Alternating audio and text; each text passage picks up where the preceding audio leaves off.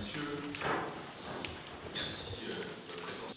Vous avez lu trois rapports qui représentent ici.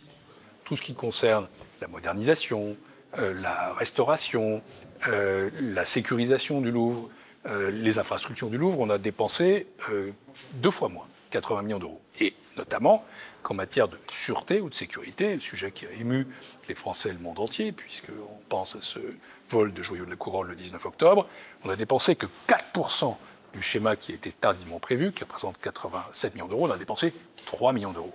Et donc nous appelons à une prise de conscience, à une forme de rééquilibrage.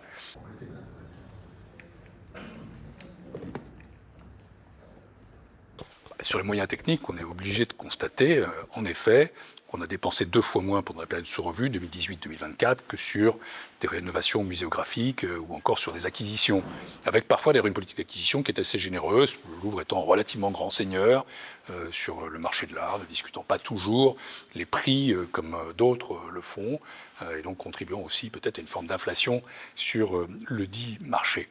Mais décidé initialement de retirer le rapport définitif, il a été publié dans les médias.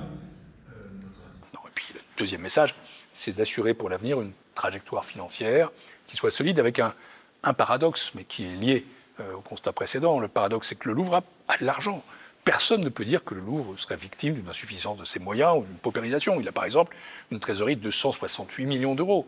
Mais en même temps, sa trajectoire n'est pas soutenable parce qu'on a mis en face des investissements qui doivent coller avec les dites ressources et qui doivent en plus être hiérarchisés. Donc commençons par hiérarchiser les investissements, mettons en face une trajectoire qui soit soutenable pour l'avenir. Ici, déjà tous ne pas être retiré un rapport de la Cour, sous tableau par ailleurs correspondant, sauf une vérité. Ensuite,